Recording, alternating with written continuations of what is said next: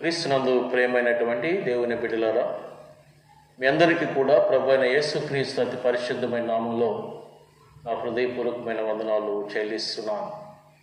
మరొకసారి దేవుని వాక్యం ద్వారా మీతో కలుసుకునే అవకాశాన్ని దేవుడు నాకు అనుగ్రహించినందుకు ప్రత్యేకంగా ప్రభుని స్తుతిస్తున్నాను. ఆయనకే మహిమ కలుగును గాక. మీ అందరికీ కూడా ప్రభు అయిన యేసుక్రీస్తు అతి పరిశుద్ధమైన నామంలో నా హృదయపూర్వకమైన వందనాలు చెల్లిస్తూ ఉన్నాను. దేవుని వాక్యాన్ని ధ్యానించేదానికి ముందుగా దేవుని వాక్యాన్ని చదువుకుందాం. ప్రకటన గ్రంథం 3వ అధ్యాయం 14వ వచనం నుండి ఆ అధ్యాయం చివరి వరకు రాయబడిన లేఖన భాగాన్ని నేను చదువుతున్నాను. దయచేసి గమనించవలసిగా కోరుచున్నాను. ప్రకటన గ్రంథం 3వ అధ్యాయం 14వ వచనం నుండి అధ్యాయం చివరి వరకు రాయబడిన లేఖనాన్ని చదువుతున్నాను, గమనించండి. లవొదికయలో ఉన్న సంఘపు దూతకు ఇలాగు వ్రాయు: ఆమెన్ అనువాడును నమ్మకమైన సత్యసాక్షి, దేవుని సృష్టికి ఆదినైన వాడు చెప్పు సంగతులు ఏమనగా, నీ క్రియలను నేను ఎరుగుదును. నీవు చల్లగానైనను వెచ్చగానైనను లేవు. నీవు చల్లగానైనను వెచ్చగానైనను ఉండిన మేలు. నీవు వెచ్చగానైనను చల్లగానైనా ఉండక నిలువెచ్చని స్థితిలో ఉన్నావు కనుక నేను నిన్ను నా నోటు నుండి ఉమ్మివేయ ఉద్దేశించుచున్నాను. నీవు దౌర్భాగ్యుడవను, దిక్కుమాలిన వాడువను, దరిద్రుడవను, గుడ్డివాడువను, దిగంబరునై ఉన్నావని ఎరుగక, నేను ధనవంతుడను, ధనవృద్ధి చేసి ఉన్నాను, నాకేమీ కొదువు లేదని చెప్పుకొనిచున్నావు. నీవు ధనవృద్ధి చేసుకున్నట్లు అగ్నిలో పుట్టము వేయబడిన బంగారమును, నీ దేశముల సిగ్గు కనబడుకున్నట్లు ధరించుకున్నటకు తెల్లని వస్త్రములను, నీకు దృష్టి కలుగునట్లు నీ కన్నులకు కాటుకను నా యొద్ద కొనమని నీకు బుద్ధి చెబుతున్నాను. నేను ప్రేమించు వారినందరినీ గద్దించి శిక్షిస్తున్నాను గనుక నీవు ఆసక్తి కలిగి మారు మనసు పొందుము. ఇదిగో నేను తలుపునద్ద నిలుచుండి తట్టుచున్నాను. ఎవడైనా నా స్వరము విని తలుపు తీసిన యెడల నేను అతని వద్దకు వచ్చి అతనితో నేనును నాతో కూడా అతను భోజనము చేయదు. నేను జయించి నా తండ్రితో కూడా ఆయన సింహాసనం ముందు కూర్చుని ఉన్న ప్రకారము జయించు వాణిని నాతో కూడా నా సింహాసనం ముందు కూర్చొనిచ్చాను. సంగములతో ఆత్మ చెప్పుతున్న మాట చెవిగలవాడు వినుగాక. దేవుడు తన పరిశుద్ధ లేఖన భాగాన్ని మన ఆత్మీయ మేళ్లు కొరకే ఆశీర్వదించుగాక. ఇందులో నేను ఎన్నుకున్న విషయం ఏంటంటే, అంశము క్రీస్తుతో జీవితం ఒక అద్భుతం అనే అంశం మీద మీతో మాట్లాడాలని తలుస్తున్నాను. క్రీస్తుతో జీవితం ఒక అద్భుతం.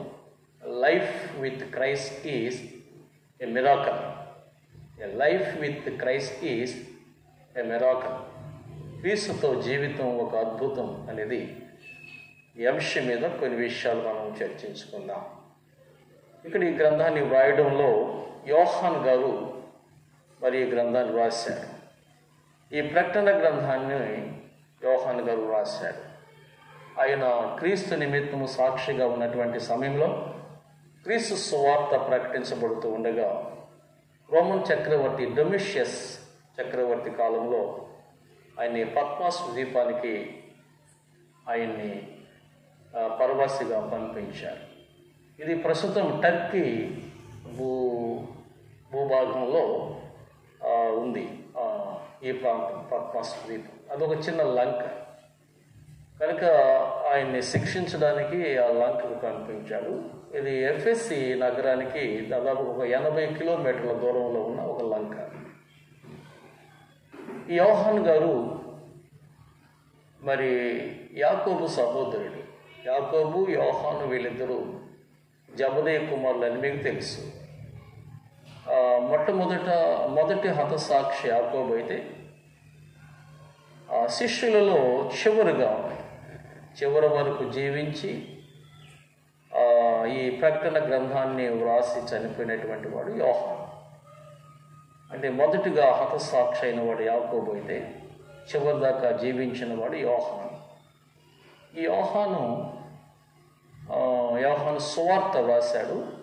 3 పత్రికలు వ్రాశాడు. తిరిగి ప్రకటన గ్రంథం కూడా వ్రాశాడు. ఈయన పద్మాసు ద్వీపంలో పరవాసిగా ఉన్నప్పుడు ప్రభు ఇతని ఆత్మవశుడిగా ఆయన్ని తీసుకుని వెళ్ళాడు పరలోకంలోకి. అక్కడ మీరు గమనిస్తారు కదా, ప్రకటన గ్రంథం 1వ అధ్యాయంలో 10వ వచనంలో ఈ మాట ఉంది కదా, లేదా 9వ వచనం కూడా చూద్దాం.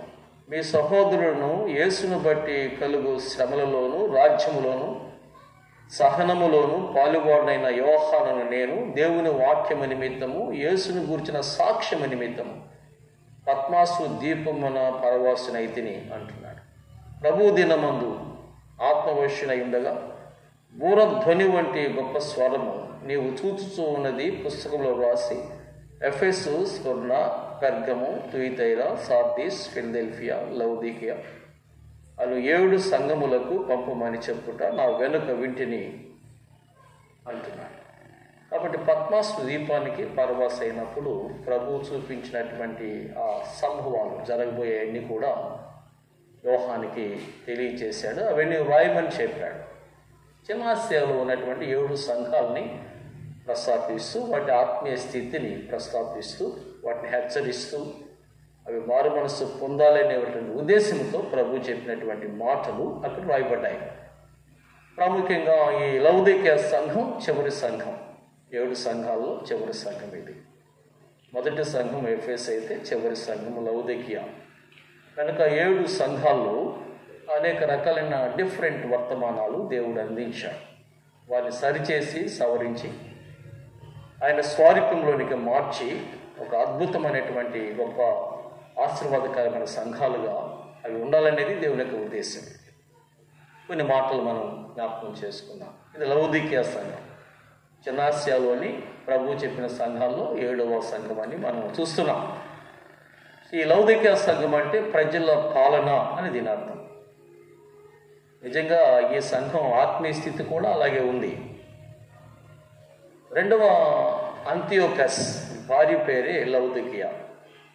ఈమె పేరు మీద ఆ నగరాన్ని కట్టి ఆ నగరానికి ఆమె పేరు పెట్టారు. ఇది ఫిలదెల్ఫియాకు ఆగ్నేయ దిక్కున 80 కిలోమీటర్ల దూరంలోను, ఎఫెసుకు 150 కిలోమీటర్ల దూరంలో ఉన్న ఒక నగరం అది. ఇది బహుశా ఒక ధనిక నగరంగా కనబడుతుంది మనకు. ఇక్కడ పెరిజియన్ అనే ఒక పౌడర్ ఒక రాయి నుండి తీస్తారు. అది కంటికి ఒక ఆయింట్మెంట్గా అది ఉపయోగపడుతుంది. అందువల్ల ప్రపంచ నలుదిక్కుల నుండి చాలామంది వచ్చి ఈ యొక్క పౌడర్ని తీసుకెళ్తారు. అది కంటి జబ్బులకు ఉపయోగపడుతుంది, కంటి ఆయింట్మెంట్గా. ఇది ఒక పెద్ద బిజినెస్ అక్కడ లౌదీకియాలో. ఆ తర్వాత ట్రినేట్ అనే ఒక నల్ల ఊలు అక్కడ దొరుకుతుంది. దాంతో మంచి మంచి చివాసీలు బట్టలు నేస్తారు. కాబట్టి ఆ ఊలు కొరకు కూడా ప్రపంచ నలుమూలల నుండి అక్కడికి వస్తారు. అది ఒక ధనిక నగరం, వ్యాపార కేంద్రం కూడా. బ్యాంకింగ్ రంగంలో కూడా అది ప్రసిద్ధి చెందింది. ఓడరేవు కూడా ఉంది అక్కడ. ఇలా ఆలోచించేస్తే అక్కడ అనేక రకాలైనటువంటి పరిశ్రమలు, అలాగే మెడికల్ స్కూల్ కూడా అక్కడ ఉంది అని చరిత్రకారులు తెలియచేశారు. అది ఎంత ధనిక నగరం అంటే ఒకసారి భూకంపం వచ్చినప్పుడు ఆ నగరం చాలా శిథిలమైపోయింది. శిథిలమైపోతే ఎవరి సహాయం కోరకుండానే వారే సొంతంగా తిరిగి ఆ నగరాన్ని పునర్నిర్మించుకున్నారంట. అంత గొప్ప నగరం, ఎవరి సహాయం లేకుండానే పునర్నిర్మించుకున్నారంట. అంత గొప్ప నగరం. అయితే అక్కడ నీళ్లు దొరకవు, సరైన నీళ్లు లేవు అక్కడ. అందుకని ఆ మంచి నీటి కోసం చాలా ప్రయత్నం చేశారు వాళ్ళు. లౌదీకియాకు 7 మైళ్ళు దూరంలో ఉన్న హీరాపోలి నుంచి వారు అక్కడ హీరాపోలి అనే ప్రాంతంలో కూడా వేడి నీళ్లు దొరుకుతాయి అక్కడ.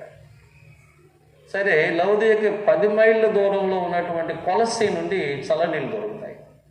సో హీరాపోలి నుంచి వేడి నీళ్లు, కొలసి నుంచి చలి నీళ్ళు ఒక పైప్ లైన్ వేసుకొని ఆ లైన్ ద్వారా వారు ఆ నీటిని పొందుతారు. ఆ 2 వేడి నీళ్ళు చలి నీళ్ళు 2 కలిసి లౌదీకియా వచ్చేటప్పటికి అవి నిలువెచ్చని నీళ్ళుగా మారుతాయి. అవి తాగేదాన్ని కూడా కష్టమే. వారి ఆత్మీయ జీవితం కూడా అలా ఉన్నదని ప్రభు ఆ సంఘాన్ని గురించి చెప్పేటప్పుడు, నువ్వు చల్లగా లేవు, ఇట వెచ్చగా లేవు, నిలువెచ్చని స్థితిలో ఉన్నావని చెప్పాడు. దాని ఆత్మీయ జీవితం కూడా అలాగే ఉంది. వాళ్ళు ఏమనుకుంటున్నారు వారి సంపదల గురించి? అందుకని నేను ప్రకటన గ్రంథం 3:17 చదివించా. నువ్వు దౌర్భాగ్యుడువను, దిక్కుమాలిన వాడువను, దరిద్రుడువను, గుడ్డివాడువను, దిగంబునై ఉన్నావని ఎరుగక నేను ధనవంతుడను, ధనవృద్ధి చేసుకుని ఉన్నాను, నాకేమీ కొదువు లేదని చెప్పుకుంటున్నాను. ప్రియులారా, గమనించండి, నీ ఆత్మీయ జీవితానికి నీ ధనం నీకు అడ్డు తగలకూడదు. నీ ఆత్మీయ జీవితానికి నీ ధనం నీకు అడ్డు తగలకూడదు. నీ గర్వం నీకు అడ్డు రాకూడదు. నీ సంపద నీకు ఆటంకంగా ఉండకూడదు. దేవుడు దీనత్వాన్ని మరియు తగ్గింపు జీవితాన్ని ఆయన కోరుతున్నాడు అనేది మనం తలంచాలి. క్రీస్తుకి వారి గురించి తెలిసిన దానికి తమ గురించి వారికున్న అభిప్రాయానికి ఎంతో వ్యత్యాసం ఉంది. మనం జాగ్రత్తగా గమనించండి. క్రీస్తుకి వారి గురించి తెలిసిన దానికి తమ గురించి వారికున్న అభిప్రాయానికి ఎంతో వ్యత్యాసం ఉంది. వారి స్థితి వారికి తృప్తిని, గర్వాన్ని కలిగించింది. ఆయనకైతే అసహ్యం పుట్టించింది. నీకు తెలియదు నీ జీవితాన్ని గురించి. మనం మోసగించుకుంటున్నామా అనే విషయం మీకు తెలియదు. మన నిజ స్థితి గురించి తెలుసుకోకపోవడం ఎంత అపాయకరం, ఎంత దౌర్భాగ్యమైన స్థితి. ఇవి లోకంలోనూ క్రైస్తవ సంఘంలోనూ ఎంతో సామాన్యమైన విషయాలుగా కనబడుతున్నాయి. వీటికి కారణమేమీ ఆలోచించేద్దాం. చాలాసార్లు నిన్ను గురించి నువ్వు ఎక్కువగా తలుస్తావు, బాగున్నానని అనుకుంటావు, ఐఎమ్ ఆల్ రైట్, నాకేం ఇబ్బంది లేదనుకుంటావు చాలాసార్లు. అయితే నిన్ను నువ్వు చూసుకున్నప్పుడు, ఇతరులతో నువ్వు పోల్చుకున్నప్పుడు నువ్వు బాగానే ఉన్నావని అనుకుంటావు నువ్వు. కానీ ప్రభు నిన్ను చూసినప్పుడు నువ్వు ఎలా ఉన్నావో నీకు తెలియాలి. కాబట్టి మనుషులు పై వేషాన్ని చూస్తాడు, కానీ దేవుడు అంతరంగాన్ని చూస్తాడు. నువ్వు పై వేషాన్ని చూసుకొని నీవు గర్విస్తే, బాగున్నానని సాటిస్ఫై అయితే, ప్రభుని ఆత్మీయ జీవితాన్ని చూసినప్పుడు నువ్వు కురీపిగా ఉన్నావని అర్థమైతే, ఆ విషయం నీకు తెలియపరిస్తే నువ్వు బాధపడతావు. సో బాధపడడం కంటే నీవు నీ జీవితాన్ని గురించి ఆలోచించేసి దాన్ని సరిచేసుకొని పశ్చాత్తాపడితే, పరివర్తన చెందితే నీ జీవితం ఒక అద్భుతంగా మారుతుంది. అందుకే నేను ఆ అంశాన్ని మీ ముందుకు తీసుకొచ్చాను. క్రీస్తుతో జీవితం ఒక అద్భుతమని. Life with Christ is a miracle. నిన్ను నీవు తెలుసుకున్నప్పుడు, నీ స్థితిని నువ్వు తెలుసుకున్నప్పుడు నీ యొక్క జీవితం ఒక అద్భుతంగా మారుతుంది అనే విషయాన్ని నీవు తెలుసుకోవాలి. నీవు తెలుసుకోకపోవడానికి కారణమేమి? నిన్ను నీవు ఎక్కువగా అంచనా వేసుకోవడానికి కారణమేమి? ఆలోచన చేస్తే వాటి కారణం ఒకటి బైబిల్ మనకు కనబడుతుంది. ఇర్మియా గ్రంథం 17వ అధ్యాయం 9వ వచనంలో మీ అందరికీ తెలిసిన వచనం అక్కడ ఉంది. హృదయం అన్నిటికంటే మోసకరం అనేది, అది బహు ఘోరమైన వ్యాధి కలిగింది, దాన్ని గ్రహించగలిగిన వాడు ఎవడు అని ఉంది. హృదయం అన్నిటికంటే మోసకరమైంది, అది ఘోరమైన వ్యాధి కలిగింది, దాన్ని గ్రహించగలిగిన వాడు ఎవడు? అది ఈ హృదయం అనేది మోసకరమైనది. It can deceive you at any time. అది నేను ఏ టైంలోనైనా మోసం చేయగలను. అందుకనే దావీదు మహారాజు అంటున్నాడు, నీ ఎదుట నేను పాపం చేయకున్నట్లు నా హృదయంలో నీ వాక్యాన్ని ఉంచుకున్నాను అంటున్నాడు. అంటే హృదయంలో వాక్యం ఉంటే పాపానికి దూరంగా ఉంటామని అర్థం. వాక్యం నీ హృదయంలో ఉంటే పాపానికి దూరంగా ఉంటావు. నీ హృదయంలో వాక్యం లేకపోయినట్టయితే పాపం నీ హృదయంలో సుఖ నివాసం చేస్తుంది. సాతానుడు సింహాసనం వేసుకొని కూర్చుంటాడు. నీ జీవితం భ్రష్ట జీవితంగా మారిపోతుంది. చివరికి నీ అంతం నరకంలో బాధపడవలసి వస్తుంది, వేదన చెందవలసిన స్థితి ఏర్పడుతుంది.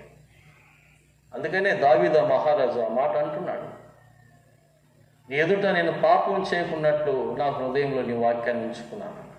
హృదయం ఎప్పుడైనా కూడా నేను మోసం చేయగలను. ఎందుకంటే అది ఘోరమైన వ్యాధి ఉంది దాంట్లో. ఏ టెరబుల్ డిసీజ్. ఏంటి ఆ భయంకరమైన వ్యాధి అంటే పాపమే. సో సిన్ అనేది నీ హృదయంలో సుఖ నివాసం చేస్తుంది. దాన్ని నువ్వు గ్రహించలేకపోతే అంతకంటే దౌర్భాగ్యమైన స్థితి నీకున్నది. నువ్వు గ్రహించలేకపోతే ప్రభు గ్రహించి నీకు చెప్పినప్పుడు నువ్వు తెలుసుకోవాలి. అందుకని దాన్ని గ్రహించగలిగిన వాడు ఎవడు అంటున్నాడు. దాన్ని గ్రహించగలిగింది ప్రభు ఒక్కడే. కనుక దావీదు కూడా ఒక సందర్భంలో అన్నాడు, నేను పాపంలోనే పుట్టాను, పాపంలోనే నా తల్లి నన్ను గర్భం ధరించింది. చాలామంది బైబిల్ గ్రంథంలో ప్రార్థన కూడా చేశాడు, దేవా పాపిని నన్ను కరుణించుము అని. దేవా పాపాత్ముని నా ఎదురుని పొమ్మని చెప్పాడు పేతురు గారైతే. ఇలాగా నీవు తెలుసుకోవడమే ముఖ్యం. ఎప్పుడైతే నువ్వు ఆ రియలైజేషన్ నీ జీవితంలో వస్తుందో, ఆ రిపెంటెన్స్ నీ జీవితంలో వస్తుందో, నా స్థితి, నా స్థాయి, నా గర్వము నన్ను ప్రభువుకి దూరంగా తీసుకెళ్ళిపోతుంది, నా అంతము మరి నేను నరకములో వెళ్ళవలసి వస్తుంది నా ఆత్మ అని నువ్వు గ్రహించగలిగిన రోజు నీ జీవితం అద్భుతంగా మారుతుంది. అయితే ఇక్కడ ఒక విషయం గమనించాలి. అందుకని 2 కొరింథీ పత్రిక 4:14 లేక 4 నుంచి చూస్తే కొన్ని మాటలు ఉన్నాయి. దేవుని స్వరూపి అయి ఉన్న క్రీస్తు మహిమను కనపరుచు సువార్త ప్రకాశము వారికి ప్రకాశింపకుడున్న నిమిత్తము యుగ సంబంధమైన దేవత అవిశ్వాసుల మనోనేత్రాలకి గుడితనం కలుగు చేస్తుంది అంటుంది. అందుకని ప్రకటన గ్రంథం 3:15 రాశాడు కదా, చల్లగా లేవు, వెచ్చగా లేవు, నిలువెచ్చని స్థితిలో ఉన్నావని. ఆ సంఘం యొక్క ఆత్మీయ స్థితి అలాగుంది. ఎందుకంటే వారి యొక్క భౌతిక సంబంధమైనటువంటి ధనము, ఆ యొక్క ఐశ్వర్యాన్ని చూసి గర్వించారు, కానీ వారి ఆత్మీయ స్థితి దిగజారిపోయింది అనేది ఆలోచన చేయలేదు. చల్లగా లేవు, వెచ్చగా లేవు, నిలువెచ్చని స్థితిలో లూక్ వామ్ కండిషన్లో ఉంది ఆ సంఘం. త్వరగా నేను మాట్లాడుతున్నాను, గమనించాను. ఇక్కడ ఆత్మ సంబంధమైన విషయాన్ని గురించి చెప్తున్నాడు ప్రభు. చల్లగా ఉండడం అంటే ఏంది?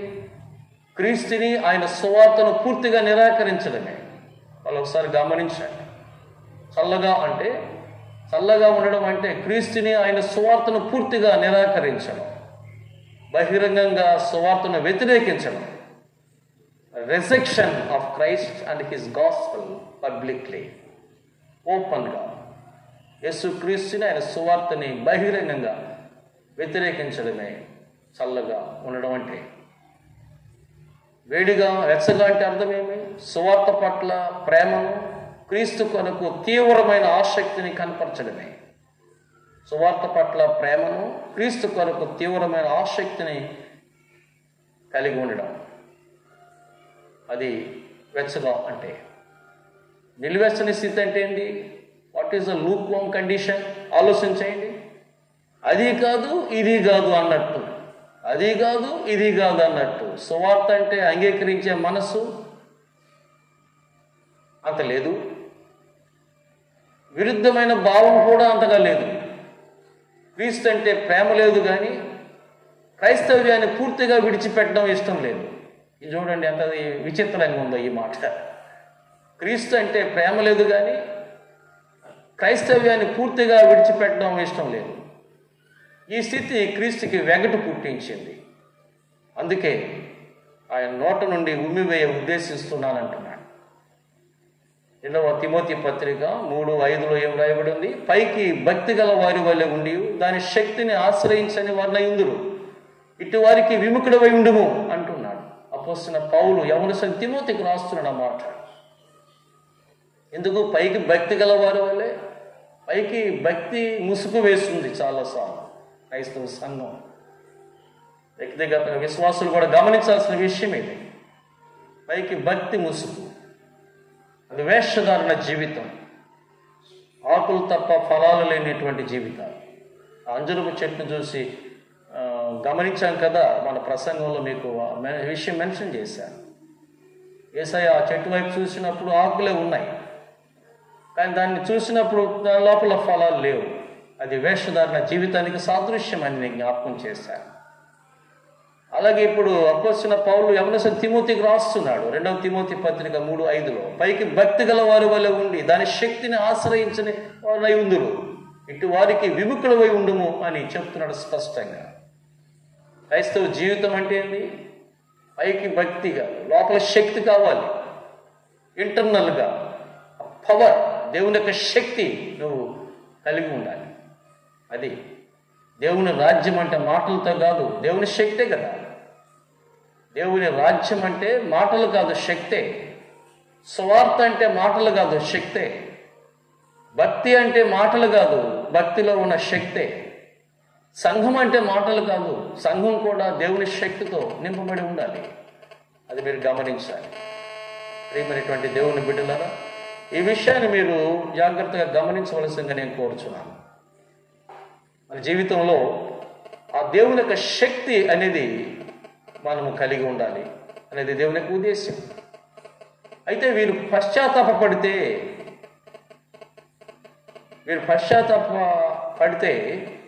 వారి జీవితం అద్భుతంగా మారుతుంది. వీరు పశ్చాత్తాపడకపోతే ఇక వారితో ఏమి సాంగత్యం చేయడన్నమాట ప్రభు. వారు సభలు పెట్టినా సరే, ఎన్నో ఆచారాలు చేసినా సరే, ఇంకా ఏదేదో చేసినా సరే, క్రీస్తు దృష్టిలో వారు నిజమైన సంఘంగా ఉండరు. దేవుని దృష్టిలో వారు నిజమైన విశ్వాసులుగా ఉండరు. ఎందుకంటే దేవుని యొక్క ఆ సువార్త శక్తి వారు ఆశ్రయించలేకపోయారు.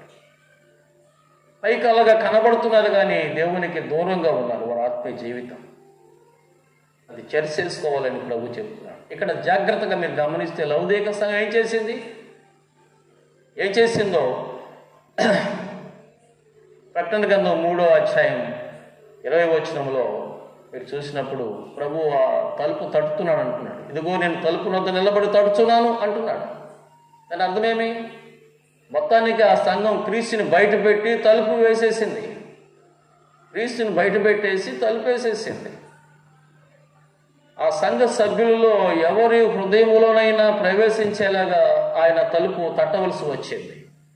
చూసారా ఎంత ఘోరం అనేటువంటి విషయం? అంటే సంఘ సభ్యులంతా అవిశ్వాస స్థితిలో ఉన్నారు అని అర్థం. అవిశ్వాస స్థితి మార్చబడి విశ్వాసులుగా మార్చబడాలనేది దేవుని యొక్క ఉద్దేశం. మొత్తానికి ఆ సంఘం యేసయ్యను బయట పెట్టేసిందన్నమాట. అయితే ప్రభు ఆ యొక్క తలుపు వద్ద నిలబడి తడుతున్నాడు. ఇప్పుడు నీ జీవితంలో కూడా నీ హృదయంలో ప్రభు ప్రవేశించాడా లేదా బయట పెట్టేస్తున్నావా, తలుపు వేసేసావా? ఆలోచన చేసుకో. Is standing and knocking at the door of your heart. If anybody listens his voice, open his door, you will get in and have the fellowship with him or dine with him. కలిసి భోజనం చేస్తా అంటున్నాడు కదా. మీరు ఆలోచించేయండి. కాబట్టి ఆ గొప్ప కృప దేవుడు మనకి ఇవ్వడానికే నిన్ను ఆయన ప్రేమిస్తున్నాడు. స్టిల్ ఆయన ఇంకా నిన్ను ప్రేమిస్తున్నాడు. నేను విడిచిపెట్టలే. నువ్వు విడిచిపెట్టినా నేను విడిచిపెట్టలే. నువ్వు మర్చిపోయినా ఆయన నిన్ను మర్చిపోలే. నువ్వు నిద్రపోయినా ఆయన నిద్రపోలే. స్టిల్ ఈ అవిశ్వాస స్థితిని, ఈ దౌర్భాగ్య స్థితిని ఆయన మార్చాలని ఆశిస్తున్నాడు. అందుకే కదా నేను తలుపు వద్ద నిలబడి తట్టుచున్నాను అంటున్నాడు ఆయన. Still standing at the door, knocking the door.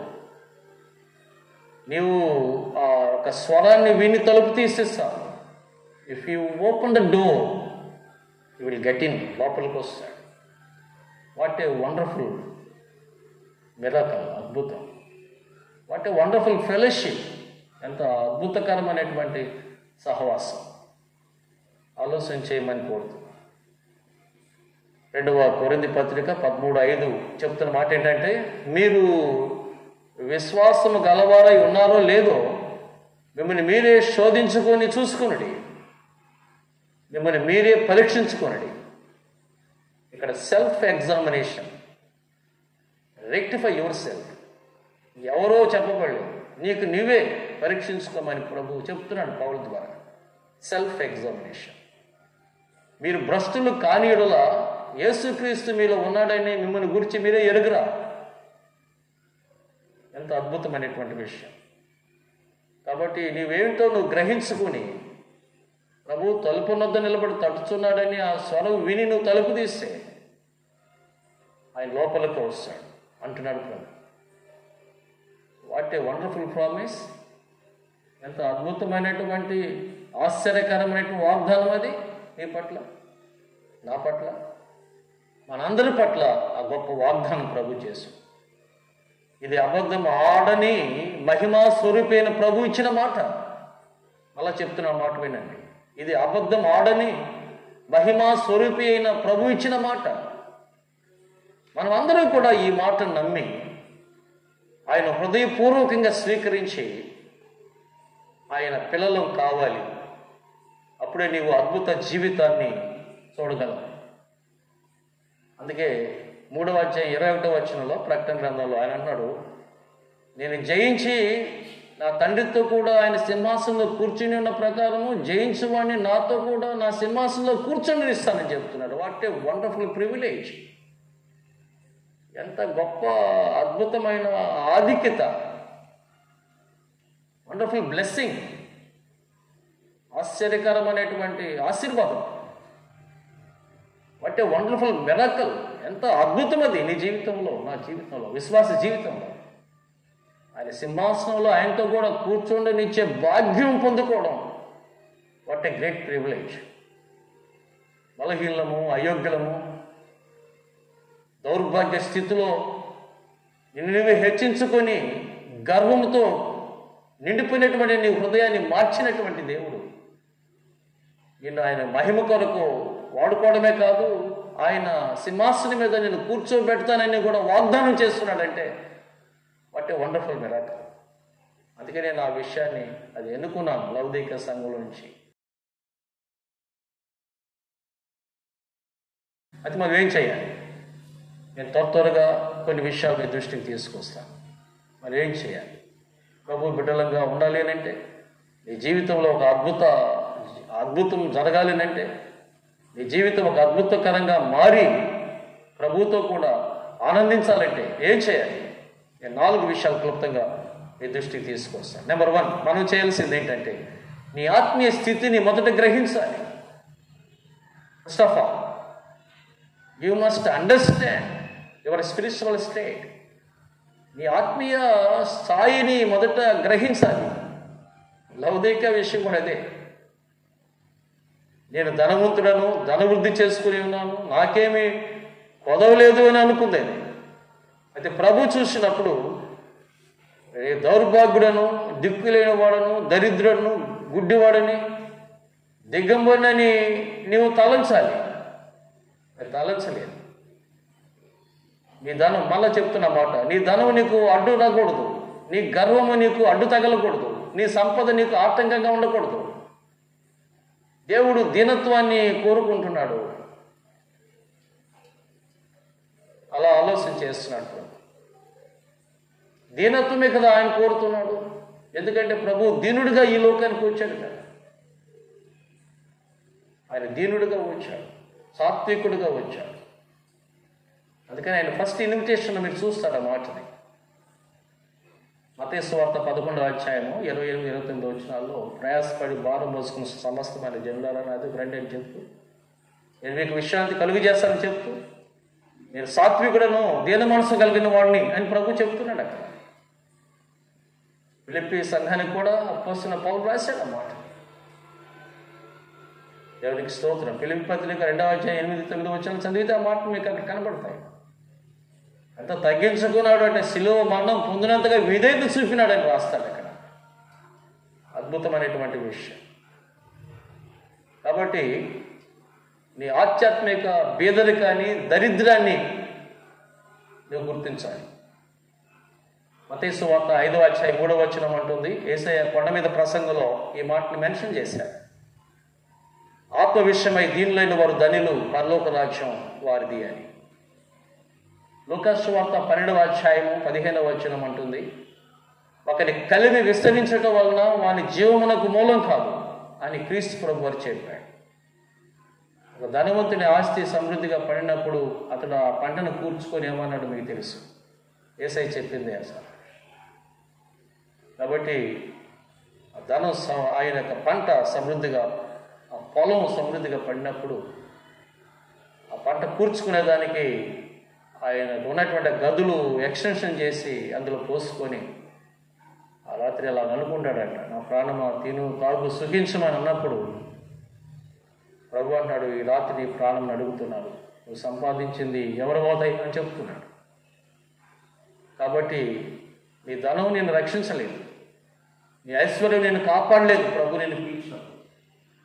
ఎక్కడికి వెళ్తావో జ్ఞాపకం చేసుకో, దాన్ని ఆస్కారం చేసుకొని దాని మీద ఆధారపడి ప్రభు అవన్నీ ఇచ్చిన ప్రభు నువ్వు మర్చిపోతే నీ జీవితము చాలా భయంకరంగా దయనీయంగా ముగించబడుతుంది. అక్కడ అగ్ని ఆరదు, పురుగు చావదు. ఆ స్థలానికి, ఆ పాతాళంలోనికి నువ్వు వెళ్ళిపోతావు. అలా వెళ్ళడం ఇష్టం లేకే కదా మహిమను విడిచిపెట్టి భూమి మీదకి వచ్చింది యేసయ్య మానవుడిగా. కాబట్టి ఒకసారి ఆలోచించేయమని నేను కోరుతున్నాను. మొదట ప్రతి వ్యక్తి కూడా ఈ విషయాన్ని గమనించాలి. ఆత్మీయ స్థితిని మొదట గ్రహించాలి. నువ్వు ఏ స్థితిలో ఉన్నావో అది తెలుసుకోవాలి ప్రతి ఒక్కరు కూడా. రెండో విషయం, హృదయ నమ్రత అలవర్చుకోవాలి.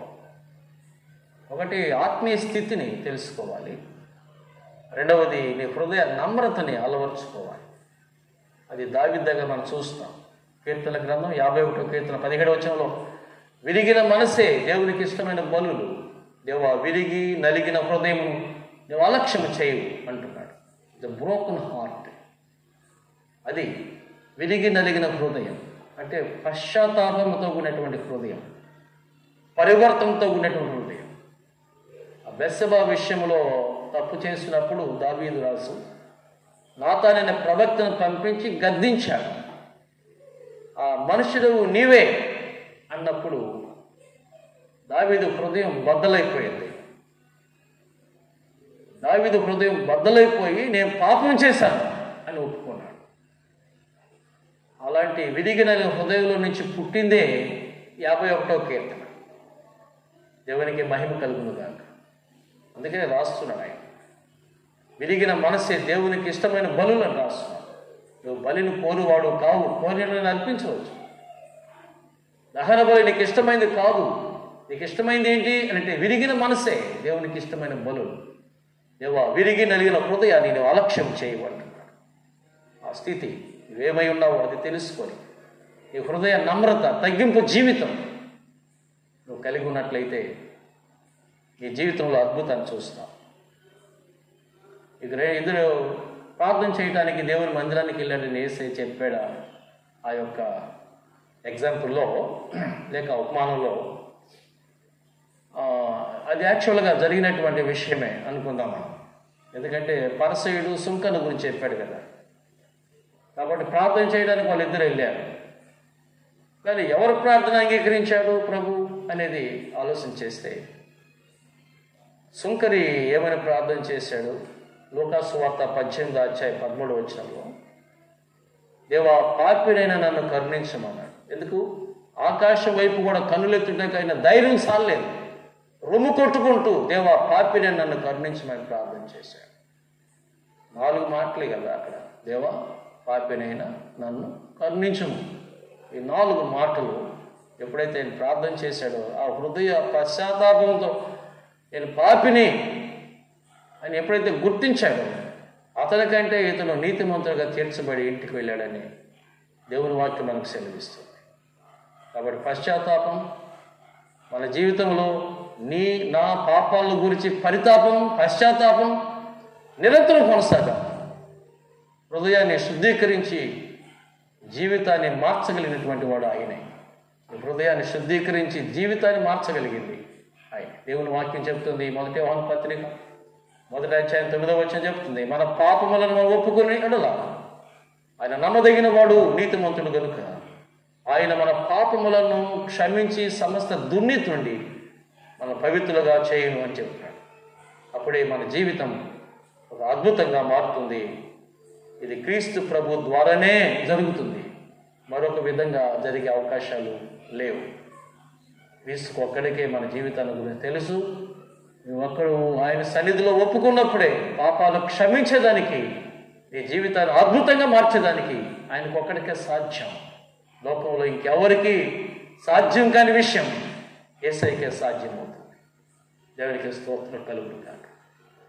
ఒకసారి కీర్తిశేషులు గోపాలం గారు ఆయన జీవించి ఉన్నటువంటి దినాల్లో ఆయన ఒక నిష్ట కలిగినటువంటి బ్రాహ్మణ్ కుటుంబానికి చెందినటువంటి వాడు. అనేకసార్లు మిషనరీ స్కూల్లో చదివినప్పటికీ కూడా మిషనరీస్ ఆయనకి బైబిల్ ఇచ్చినా అనేకసార్లు చింపేశాడు, కాల్ చేశాడు కూడా. ఎందుకో ఒక రోజున ఆయన ఇంట్లో నుంచి బయటికి వెళ్ళే సమయంలో తన మనసు నెమ్మది లేక ఆయన బ్యాగ్ సర్దుకునే సమయంలో పెట్టి అడుగు భాగంలో గిడియన్స్ ఒక న్యూ టెస్టిమెంట్ బైబిల్ దొరికిందంట. దాన్ని ఆయన యొక్క జీవితంలో అనేక సార్లు ఆయన బైబిల్ని చింపేసినా కాల్ చేసినా ప్రభు ఆయన విడిచిపెట్టలేదు. ఆ మనసు నెమ్మదిలేని సమయంలో ఆ బైబిల్ ఆయన కాపాడింది. బైబిల్ ఓపెన్ చేశాడు. లూకాసు సువార్త 19వ అధ్యాయం వచ్చింది. 9-10 వచనాల్లో రాయబడిన మాట ఆయన్ని కాపాడి రక్షించింది అంటే అంటున్నాడు ఆయన. నశించిన దాన్ని వెదకి రక్షించుటకు మనిషి కుమారుడు వచ్చిన మాట. ఇతడు అబ్రహాము కుమారుడే, ఎందుకనగా ఇంటికి రక్షణ వచ్చింది. ఆ నశించిన దాన్ని వెదకి రక్షించుటకు మనిషి కుమారుడు వచ్చిన మాట ప్రభు అతనితో స్వయంగా సూటిగా మాట్లాడినట్టుగా గమనించి తన బలహీనతలను ఒప్పుకున్నాడు. ఆయన యాక్చువల్గా ఐఆర్ఎస్ ఢిల్లీలో రైల్వేలో పనిచేస్తున్న వ్యక్తి. దేవుడు ఆయన ఆశీర్వదించాడు. అయితే బైబిల్ సొసైటీ ఆఫ్ ఇండియా వాళ్ళు శతదినోత్సవ వేడుకలు జరిపేటప్పుడు జంట నగరాల్లో హైదరాబాద్, సికింద్రాబాద్లో ఈయన సాక్ష్యం ఇవ్వడానికి పిలిచారు. ఈయన సాక్ష్యం వినిపించాలని ఆ శ్రేష్ఠ ప్రజానేకానికి ఈయన పిలిచినప్పుడు ఆయన బైబిల్ గురించి ఒక మాట చెప్పాడు. మీరు అనుకుంటున్నారు ఇది ఒక పుస్తకం అని మీరు అనుకుంటున్నారు, but you feel it is a book, but I feel it is a great person అన్నాడు. మీరు ఒక పుస్తకం అని మీరు అనుకుంటున్నారు, కానీ నేను ఒక గొప్ప వ్యక్తి అంటున్నాను. ఆ వ్యక్తి నన్ను ఎత్తుక్కుంటూ వచ్చాడు. యాక్చువల్గా మా హైందవ సాంప్రదాయంలో మేము ఎత్తుకుంటూ వెళ్ళాలి దేవుణ్ణి, కానీ ఇక్కడ ఉన్నటువంటి ప్రత్యేకమైన విషయం ఏంటంటే ఆయనే నన్ను ఎత్తుకుంటూ వచ్చి నా పాపాలు క్షమించాడు అన్నాడు ఆయన. అది నశించిన దాన్ని వెదకి రక్షించడానికి మనిషి కుమారుడు వచ్చినమాట. The Son of Man came into this world to seek and to save that which was lost. ఆ మాట గోపాలం గారిని మార్చింది. ఆయన బైబిల్ సొసైటీ ఆఫ్ ఇండియా వాళ్ళు పిలిచినప్పుడు ఆ సభలో శతదినోత్సవ వేడుకల్లో ఈ సాక్ష్యం చెప్పాడు. కాబట్టి అది మీ బైబిల్ గ్రంథాన్ని మీరు పుస్తకము అని అంటున్నారు, కానీ బట్ నేను ఒక గొప్ప వ్యక్తి అని చెప్తున్నాను. A great person. ఆ గొప్ప వ్యక్తి ఆ ప్రభు నా కొరకు పరలోకం నుంచి కిందకి దిగివచ్చి నన్ను రక్షించాడు, నేను ఎత్తుక్కుంటూ వచ్చి. అందుకే నేను సాక్షిగా జీవిస్తున్నాను. నా పాపాలన్నీ కూడా క్షమించాడు. అనేకసార్లు బైబిల్ కాల్ చేశాను, చింపేశాను, అయినా ఆయన నన్ను వదలలేదు. నేను పాపి నన్ను గుర్తించాను, క్షమించమని కోరాను. ప్రభు నన్ను క్షమించాడు. ఆయనే నిజమైన దేవుడు, నిజమైన రక్షకుడని సాక్ష్యం ఇచ్చాడు. ఇక్కడ ఎందుకు ఈ విషయం చెప్తున్నానంటే దేవా పాపిని నన్ను కరుణించమన్నప్పుడు ఆ హృదయంలో ఉన్నటువంటి పశ్చాత్తాపము, ఆ పరివర్తనే ఆ మనిషిని మార్చి నీతిమంతులుగా తీర్చింది ఆ యొక్క సుంకరిని. ఇప్పుడు కీర్తిశేషం గోపాలం గారి గురించి కూడా నేను ఆ మాట అందుకే చెప్పాడు ఈ సందర్భంలో. అలాగే ఎంతమందిని ప్రభు రక్షించలేదు? తమ హృదయ నమ్రతను ఎరిగినటువంటి ప్రభు తమ హృదయాన్ని వారి ముందు దేవుని పాదాల దగ్గర కుమ్మరించినప్పుడు ఆయన వారి ప్రార్థన ఆలపించాడు, వారిని క్షమించాడు, వారిని ఒక అద్భుతమైనటువంటి బిడ్డలుగా మార్చాడు. ఒక అద్భుతం. క్రైస్తవుడు అంటే ఒక అద్భుతం. The Christian is the miracle. ఒక అద్భుతం. ఎందుకని 2 కొరింథీ పత్రిక 5:17 చెప్తుంది కదా, కాగా ఎవడైనా క్రీస్తునందు ఉన్న యెడల వాడు నూతన సృష్టి, పాతవి గతించను, ఇదిగో సమస్తం కొత్తవైన న్యూ క్రియేషన్. న్యూ క్రియేషనే ఒక మిరకల్, ఒక అద్భుతం. అది చాలామంది సాక్ష్యం చెప్తుంటున్నాం కదా, ప్రభు నేను దొంగగా ఉన్నాను, ప్రభు నన్ను మార్చాడు, ఆయన కొరకు సాక్షిగా జీవిస్తున్నాను. నేను తిట్టుబోతోండి, తిరుగుబోతోండి, నేను నరహంతకుణ్ణి, ప్రభు నన్ను మార్చాడు. ఎంతమంది సాక్ష్యాలు చెప్తుండగా మీరు వినటం లేదు? అదే అద్భుతమైన జీవితం.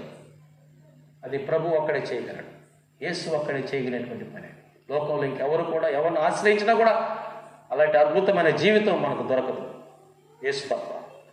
అందుకని జ్ఞాపకం చేస్తున్నాం అన్నమాట. మూడో విషయం, ప్రార్థన శక్తిని అలవరుచుకోవాలి.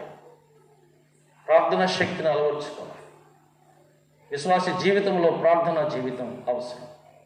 ఆ ప్రార్థన శక్తిని ఎప్పుడైతే అలవర్చుకుంటావో నీవు ప్రభువు నిన్ను ఒక ఉన్నతమైనటువంటి వ్యక్తిగా మార్చి లోకంలో ఆయన మహిమ కొరకు నిన్ను వాడుకుంటాడు గొప్పగా.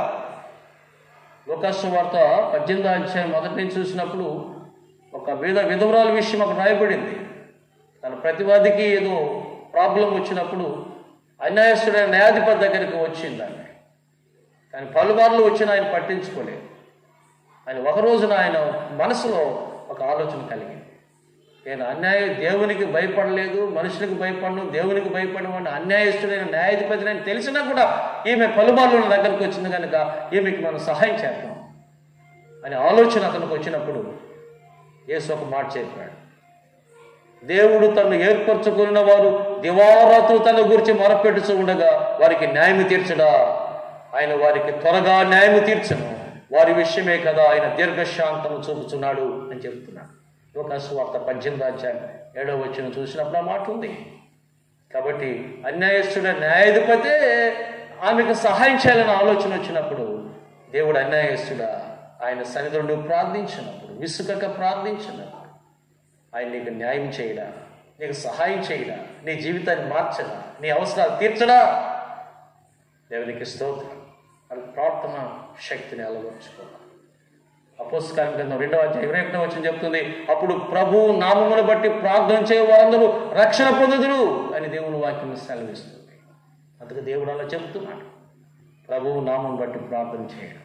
యేసయ్య కూడా చాలాసార్లు అనేక సార్లు ప్రార్థన చేసి ప్రార్థనలోనే ఎక్కువ గడిపాడు ఆయన. దేవునికి స్తోత్రం. మన ఇటీవల జాన్ వెస్లీ గారి గురించి, మెథడిస్ట్ సంస్థను స్థాపించినటువంటి దైవజనుడు, గొప్పవాడు జాన్ వెస్లీ గారు. ఆయన ప్రార్థన టైం వేకువజాము 4 గంటలకు లేస్తాడంట. ఆయన ప్రతిరోజు కూడా తెల్లవారుజామున 4 గంటలకల్లా ప్రార్థనలో మోకరిస్తాడంట. ఆయన గొప్ప గొప్ప వారంతా కూడా, డాక్టర్ బిల్లీ గ్రహాం గారు, ఆయన ఉన్నత స్థితిలోనికి రావడానికి ప్రపంచవ్యాప్తంగా మంచి సువార్థికుడు కావడానికి కూడా కారణం, ఆశీర్వాదాలు అనే కారణం ప్రార్థనే అని చెప్పాడు ఆయన. దేర్ ఆర్ 3 సీక్రెట్స్ అన్నాడు. ఆయన జీవితం ఆశీర్వాదకరంగా మార్చబడడానికి 3 రహస్యాలు ఉన్నాయి జీవితంలో అన్నాడు. 1 ప్రార్థన, 2 ప్రార్థన, 3 కూడా ప్రార్థనే. The first thing is prayer, and the second one also prayer, and the third one also prayer. Prayer prayer prayer, ప్రార్థన ప్రార్థన ప్రార్థన అన్నాడు ఆయన. దేవునికి స్తోత్రం. దీని గురించి మొన్న ఎక్కడో ఒక దగ్గర చూశాను.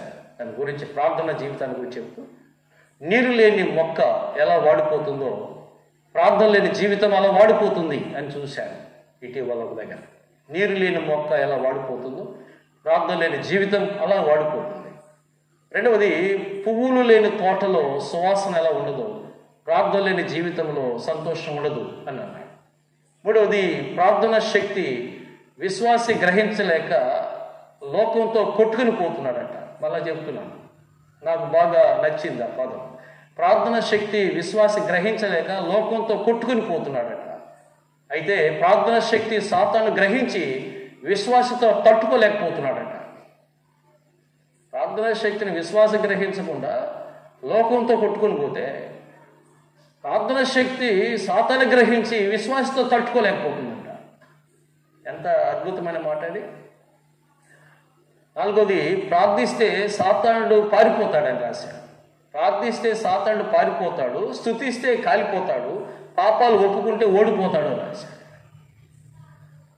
5వది నేను నోట్ చేసుకుంది, దేవుని రాజ్యం కట్టాలన్నా సాతాను రాజ్యం కూలాలన్నా ప్రార్థన ఆయుధం. దేవుని రాజ్యం కట్టాలన్నా సాతాను రాజ్యం కూలాలన్నా ప్రార్థన ఆయుధం. నాకు నచ్చిన పదాలు మీ ముందు కూడా పెట్టాను. ఇప్పటికే కొంతమంది ఆ విషయాలు చూసి ఉండొచ్చు, అయినా ఒకసారి రిమైండ్ చేస్తున్నాను. ఎందుకంటే ప్రార్థన శక్తిని అలవర్చుకోమని చెప్పాను. 3వ విషయం, ప్రార్థన జీవితం మర్చిపోవద్దు. యేసు కూడా ఎక్కువ సార్లు ప్రార్థనలోనే గడిపాడు. అది ఎప్పుడు మరవద్దు. నేను దేవుడు కుమారుడై ఉండి యేసయ్య ఆయన ఎక్కువగా ప్రార్థనలో గడిపితే మనం ఇంకా ఎక్కువగా ప్రార్థనలో గడపవలసి ఉంది కదా. ఆయనే కదా మనకు మాదిరి చూపించాడు. సో ప్రార్థన జీవితాన్ని అలవర్చుకో, ప్రార్థన శక్తిని అలవర్చు. A prayerful man is a powerful man. ప్రార్థన జీవితం కలిగిన వాడు ఒక శక్తివంతమైన బిడ్డగా మారుతాడు. A prayerful man is a powerful man. A prayerless man is a powerless man. ప్రార్థన లేకపోతే వాళ్ళ దగ్గర శక్తి ఉండదు, దైవ శక్తి ఉండదు. కాబట్టి జాగ్రత్తగా గమనించమని కోరుతున్నాను. 4వది, ఈ మాట మీకు జ్ఞాపకం చేసి మీకోసం నేను ప్రార్థన చేస్తాను. 4వ విషయం, క్రీస్తు కొరకు సాక్షిగా ఉండు. క్రీస్తు కొరకు సాక్షిగా ఉండు. యేసు స్వామి ఆయన మాట చెప్పాడు. అపోస్తల గ్రంథం 1:8 ఉన్న మాట, ఆయనను పరిశుద్ధాత్మ మీ మీదకి వచ్చినప్పుడు మీరు శక్తి నొందెదరు కనుక మీరు యెరూషలేములోను యూదయ సమరయ దేశం అన్నంతటను భూదిగంతముల వరకు నాకు సాక్షులై ఉండుడని వారితో చెప్పాడు. దేవుని బిడ్డలు, దేవుని ద్వారా రక్షణ పొందిన బిడ్డలు, ఒక అద్భుతమైన శక్తిగా మారినటువంటి బిడ్డలు దేవుని కొరకు సాక్షులుగా జీవించాలి. ప్రభు చెప్తున్నాడు అన్నమాట. అందుకని అపోస్తలులు ఆదిమ సంఘంలో కూడా గొప్ప సాక్షులుగా నిలబడ్డారు వాళ్ళు. అపోస్తల కార్యముల గ్రంథం 3:15 ఏం చెప్తుంది? మీరు జీవాధిపతిని చంపితిరి, కానీ దేవుడు ఆయన మృతుల నుండి లేపాడు, అందుకు మేము సాక్షులము అని చెప్తున్నాం. మళ్ళా చెప్దాం ఆ మాటని. అపోస్తల కార్యముల గ్రంథం 3:15 మీరు జీవాధిపతిని చంపితిరి, కానీ దేవుడు ఆయన మృతుల నుండి లేపాడు, అందుకు మేము సాక్షులము అని గట్టిగా పునరుద్ధరణుడైన క్రీస్తుని గురించి సాక్ష్యం ఇస్తున్నారు. నీవు నేను దేవుని కొరకు సాక్షులుగా ఉండాలనేది దేవునికి ఉద్దేశం. మార్టైర్ అనే మాటలో సాక్ష్యం అనే దాంట్లో హతసాక్షి అయినా సరే, క్రీస్తు కొరకు ప్రాణాలు ఇవ్వవలసి వచ్చినా సరే, ప్రభువు కొరకు చనిపోవలసి వచ్చినా సరే, ఆయన గురించిన సాక్ష్యం చెప్పకుండా ఉండకూడదు. సాక్ష్యంలోనే హతసాక్షి అనే మాట వస్తుంది. మార్టైండమ్ అనే మాటలో నుంచి వచ్చింది అది. మార్టైర్ అనే మాట. హతసాక్షులుగా మారిపోయారు. యేసయ్య శిష్యులందరూ కూడా హతసాక్షులుగా మారారు కదా. ఆయన కొరకు హతసాక్షులుగా మారిపోయారు. సాక్ష్యం ఇచ్చే సమయంలోనే కదా వారిని చంపేశారు. అందుకనే సావైనా కానీ మరణమైనా కానీ ఎన్నో ఇబ్బందులు వచ్చినా సరే క్రీస్తు కొరకు వెనుకాడకూడదు, వెనుకంజ వేయకూడదు. ప్రభు కొరకు మరణించడానికైనా సిద్ధపడాలి. అదే సాక్ష్యం అంటే. క్రీస్తు కొరకు సాక్షులుగా ఉండడం దేవుడు కోరుతున్న విషయం.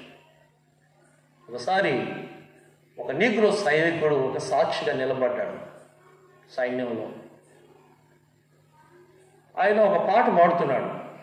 క్రీస్తుని సిలువ వేసినప్పుడు నువ్వు అక్కడ ఉంటివా అనే పాట ఆయన పాడుతున్నాడు, ఒక నీగ్రో సైనికుడు.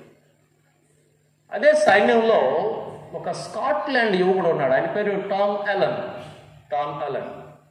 ఆ నీగ్రో సైనికుడు యేసు కొరకు ఆ పాట పాడుతూ ఉన్నప్పుడు ఈ స్కాట్లాండ్ యువకుడు టామ్ అలన్ అనే యువకుడు వింటున్నాడు దాన్ని. ఆ పాట విన్నాడు. పాట నీగ్రో సైనికుడు పాడుతున్నప్పుడు ఈ టామ్ అలన్ ఆ పాట వింటూ కళ్ళలో నుంచి నీళ్లు తెచ్చుకున్నాడు. హృదయంలో పరితాపం వచ్చింది. ఆయన జీవితాన్ని మార్చుకోవడానికి ఇష్టపడ్డాడు. ఆ పాట ఆయన మార్చేసింది. కానీ ప్రభు కొరకు సాక్షిగా ఉంటూ ఆయన ఒక మాట చెప్పాడు. నువ్వు ఎలా రక్షించబడ్డావు అని ఒక స్నేహితుడు అడిగితే ఒక నీగ్రో సైనికుని గురించి చెప్పిన మాట ఏంటంటే, ఆయన పాడే విధానం, ఆయన పాటలో ఉన్న లిరిక్ నన్ను మార్చలేదు, కానీ ఆ పాట పాడే వ్యక్తి, ఆ నీగ్రో సైనికుడు క్రీస్తుని అనుభవించి పాడిన పాట, హృదయాంతరంగంలో నుంచి వచ్చిన పాట నన్ను మార్చేసింది అన్నాడు. ఎంత గొప్ప సాక్ష్యం కదా. మీకు ఆ మాట వింటున్నప్పుడు డేవిడ్ లివింగ్స్టన్ గురించి కూడా మీకు జ్ఞాపకం వచ్చి ఉండాలి. ఆయన ఇంగ్లాండ్ దేశం నుంచి ఆఫ్రికా దేశానికి వెళ్ళాడు సువార్త అందించడానికి. చాలా అష్టకష్టాలు పడ్డాడు. చాలా సమస్యలు, శ్రమలు ఎదురైనాయి ఆయనకి ఎదురుగా.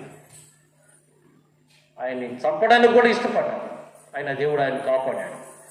ప్రియమైన దేవుని బిడ్డారా, వినండి ఈ చివరి మాట. అయితే ఈయన జీవితాన్ని గమనిస్తూ ఉన్నాడు. ఆఫ్రికా దేశస్థుడు ఈ జీవితాన్ని గమనిస్తున్నప్పుడు ఈ జీవిత ప్రభావం ఒక వ్యక్తి మీద పడింది.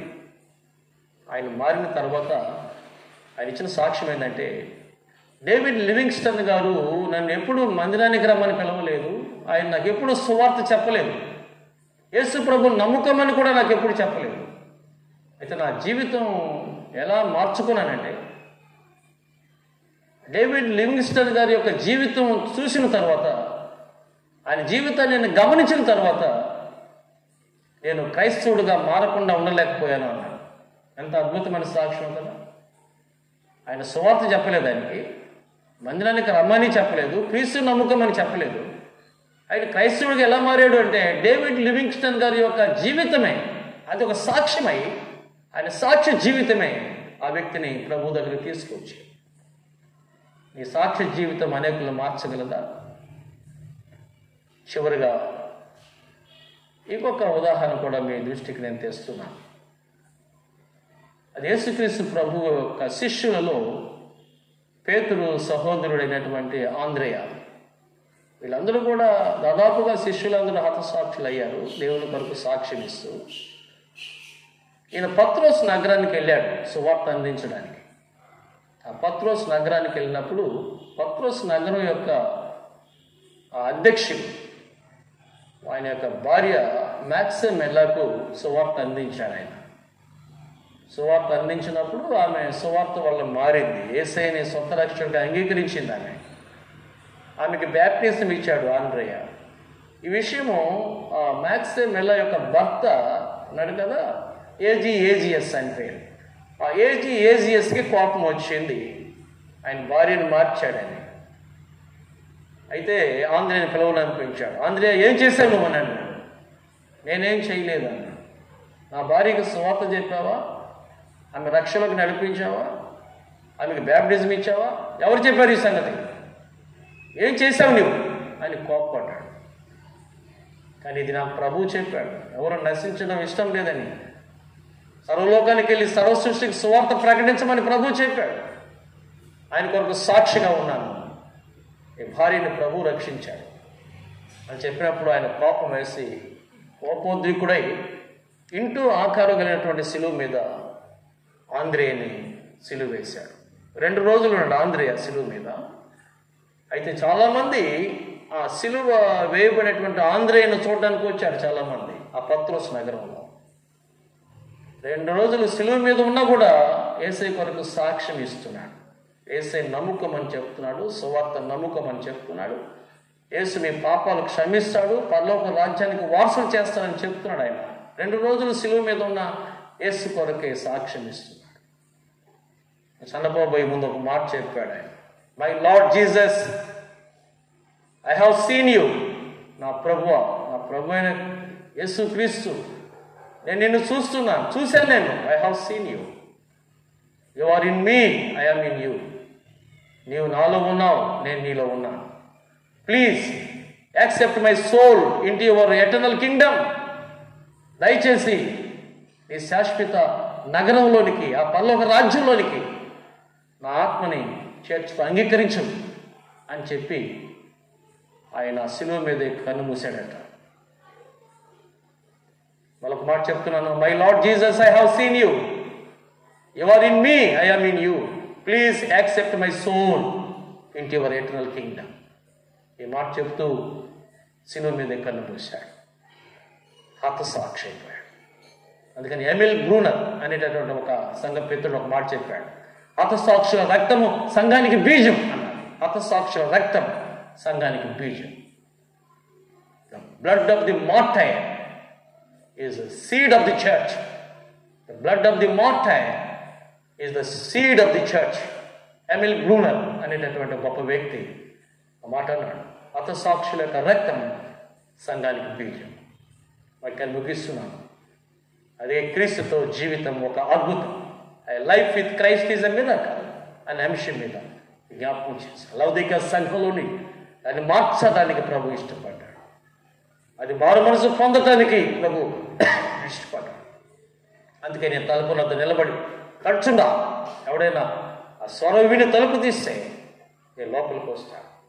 నాతో కూడా నాతో కూడా భోజనం చేస్తాను. ఇద్దరు కలిసి నేను జయించి నా తండ్రితో కూడా సింహాసనం మీద కూర్చున్న ప్రకారం జయించువాడిని నాతో కూడా నా సింహాసనంలో కూర్చొని ఇస్తాను. ఆత్మ సంగములతో చెప్పుచున్న మాట చెవి గలవాడు వినుగాక అని ప్రభు చెప్పినప్పుడు ఎంత ఆశ్చర్యంగా ఉంది ఆ మాట. ప్రియమైనటువంటి దేవుని బిడ్డ గమనించండి. అనేకులను జీవితాలు మార్చినటువంటి దేవుడు, గొప్ప దేవుడు. ఆయన సన్నిధిలోనికి నువ్వు వచ్చినప్పుడు నీ స్థితి కాదు, నీ స్థితి ఎలా ఉందో తెలుసుకోవాలి. నువ్వు తెలుసుకున్నప్పుడు దేవుడు కార్యం చేయడానికి ప్రారంభం చేస్తాడు. అందుకని ఏం చేయాలని చెప్పారు? 4 విషయాలు నీ దృష్టికి తీసుకొచ్చాను.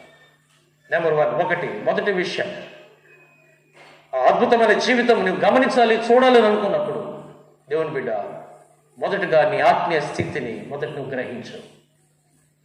రెండవది, నీ హృదయ నమ్రతని అలవర్చుకో. మూడవది, ప్రార్థనా శక్తిని అలవర్చుకో. 4వది, క్రీస్తు కొరకు సాక్షిగా ఉండడానికి ఇష్టపడు. నీ జీవితం ఒక అద్భుతంగా ఆశీర్వాదకరంగా మార్చబడుతుంది. నీ పాపాలన్నిటిని కడిగివేసి తుడిచివేసి ఆయన రక్తంతో నిన్ను కడిగి ఆయన గొప్ప రక్షణ నీకు అందించి ఒక గొప్ప అద్భుతమైనటువంటి బిడ్డగా నిన్ను మార్చి తన కొరకు గొప్పగా సాక్షిగా నేను వాడుకోగలడు, నన్ను వాడుకోగలడు. మనందరినీ వాడుకోవడానికి ఆయన ఇష్టపడుతున్నాడు. పాపంలో నేను నశించిపోవడానికి ఆయనకి ఇష్టం లేదు. పాపం నశించుకోవడానికి ఇష్టం లేదు. ఆయన అన్నాడు, మనుషులు పుట్టితే పాపంలోని జన్మిస్తాడు, కానీ చనిపోయేటప్పుడు ప్రభువులో నిద్రించాలని చెప్పాడు. అది గొప్ప భాగ్యం. ఆయన కొరకు సాక్షిగా ఉండడం దేవుడు మన కొరకు ఆయన ఆలోచన చేసేది. మట్టి మానవుడు, మట్టి జీవితం మహిమ రాజ్యంలోనికి నువ్వు చేర్చబడడానికి, మహిమను విడిచిపెట్టి యేసయ్య లోకానికి వచ్చిన సంగతిని మర్చిపోవద్దు. నువ్వు నశించిపోవడానికి ఇష్టం లేదు. ఈ స్థితిని గమనించమని చెప్తున్నాడు ఆయన. నిన్ను గురించి నీకు తెలిసిన దానికంటే మనందరిని గురించి యేసయ్యకి బాగా స్పష్టంగా తెలుసు. అందుకే నీ స్థితిని గమనించిన ప్రభు నిన్ను హెచ్చరించడానికి ఇష్టపడుతున్నాడు. నువ్వు కప్పుకోకుండా ఒప్పుకోవాలి. ఆ మాటలు ముగిస్తున్నాను. నువ్వు కప్పుకో. చాలామంది తమ జీవితాల్లో బలహీనతలన్నీ కప్పుకుంటారు. చాలామంది కప్పుకోవడంలో నష్టం ఉంది, ఒప్పుకోవడంలో ఆశీర్వాదం ఉంది. గమనించండి. నేర్పు అనేది నరకానికి నడిపిస్తుంది. చాలామంది నేర్పుగా మాట్లాడతారు. నేర్పు అది నేర్చుకున్నారు చాలామంది. భలే చాకచక్యంగా భలే నేర్పుగా మాట్లాడడానికి చూస్తారు. భక్తుడు అన్నాడు, నేర్పు నేను నరకానికి నడిపిస్తుంది, కానీ మార్పు నేను పరలోకానికి నడిపిస్తుంది. ఏది కావాలో ఆలోచించాయి. నేర్పు నేను నరకానికి నడిపిస్తే, మార్పు నేను పరలోకానికి తీసుకెళ్తుంది. ఎంత అద్భుతమైనటువంటి విషయం. నేర్పుగా జీవించాలనుకుంటే నష్టపోతావు, నువ్వు నరకానికి వెళ్ళిపోతావు. అక్కడ అగ్ని ఆరదు, పురుగు చావు. కానీ నువ్వు మార్పు చెందాలని కోరుకుంటే నీ జీవితం అద్భుతంగా మారుతుంది, నిన్ను పరలోకానికి నడిపిస్తుంది. కనుక ఈ సమయంలో జ్ఞాపకం చేసుకుంటూ ప్రభు కొరకు సాక్షులుగా జీవిద్దాం, అద్భుతమైన జీవితాన్ని జీవిద్దాం. ప్రార్థన చేసుకుందాం. తలవచ్చు. పరిశుద్ధుడైన మా ప్రియ తండ్రి, మీకు స్తోత్రాలు చెల్లిస్తున్నాం. మీరు మాకు అందించినటువంటి వర్తమానం కొరకు స్తోత్రాలు. ఈ యొక్క సమయంలోనైనా ఈ వర్తమానాన్ని గమనించినటువంటి బిడ్డలు ఏ స్థితిలో ఉన్నారో సవరించుకుంటూ, సరిచేసుకుంటూ, ఏ స్థితిలో నుంచి పడిపోయారో అది జ్ఞాపకం చేసుకుంటూ ఈ యొక్క ఆశీస్సులు వెళ్ళి పొందుకోవడానికి కృప చూపించమని కోరుకుంటున్నాం. ఉదయక సంఘంలో ఉన్నటువంటి లోటుపాట్లన్నీ కూడా సవరించడానికి ఇష్టపడిన తండ్రి, మా జీవితంలో కూడా ఉన్నటువంటి లోటుపాట్లు ఈ వాక్యపు వెలుగులో మేము సరిచేసుకొని, మేము ఏ స్థితిలో ఏ స్థాయిలో ఉన్నామో సరిచేసుకొని, సవరించుకొని, వాటిని ఒప్పుకొని విడిచిపెట్టి నీ కొరకు గొప్ప సాక్షులుగా జీవించడానికి ఒక అద్భుతమైనటువంటి శక్తిని మేము సంపాదించుకొని నీ కొరకునైనా ఒక అద్భుతంగా నీ కొరకు మేము మీ చేతుల ద్వారా వాడబడి అనేకులకు దీవెనకరంగా, నీకు మహిమకరంగా మేము జీవించడానికి, అనేక నశించిపోతున్న ఆత్మలను మీ కొరకు సంపాదించగలిగే కృప మీ ప్రియ బిడ్డలకు మీరు అందించమని కోరుకుంటూ, మహిమ ఘనత ప్రభావం మీకు ఆరోపిస్తూ మీ చేతులకి మీ బిడ్డలందరూ ఒప్పగిస్తూ, ఎవరు ఏ కష్టంలో ఉన్నారు, ఇబ్బందులు ఉన్నారు, నష్టంలో ఉన్నారు, అనారోగ్య స్థితిలో ఉన్నారు, అవసరతలో ఉన్నారు, ఎరిగినటువంటి తండ్రి క్రీస్తు యేసునందున మహిమలో ప్రతి అవసరత తీర్చబడను అని మీరు చెప్పారు. స్తోత్రం. అలాగా మా అందరి అవసరతలు మీ మహిమలు మాకు మీరు తీర్చండి, సహాయం చేయండి. సింహపు పిల్లలు లేమి గలవ ఆకలిగా ఉంటాయి, కానీ యెహోవాను ఆశ్రయించే వానికి ఏ మేలు కుదవేయుండదని చెప్పారు. స్తోత్రం. గొప్ప కృపలోనైనా బిడ్డలు జ్ఞాపకం చేసుకుని ప్రతి అవసరత తీర్చి, ఆత్మరక్షణతో పాటు ఈ లోక సంబంధమైనటువంటి ప్రతి అవసరత బిడ్డకు తీర్చి నీ కొరకు బలమైన సాక్షులుగా జీవించడానికి సహాయం చేయమని ప్రశస్తమైన యేసుక్రీస్తు శక్తి గల నామములో ప్రార్థన చేస్తున్నాను తండ్రి. ఆమేన్. ఆశీర్వాదం అడుగుదాం. మన పరమతుని యెహోవా దేవుని యొక్క ప్రేమ, తన ప్రియకుమారుడైన యేసుక్రీస్తు యొక్క కృప, పరిశుద్ధాత్మ శాశ్వత నిత్య సన్నిధి సదా మనందరికైన పరిచర్యలో తోడైండి నడిపించును గాక. ఆమేన్, ఆమేన్, ఆమేన్.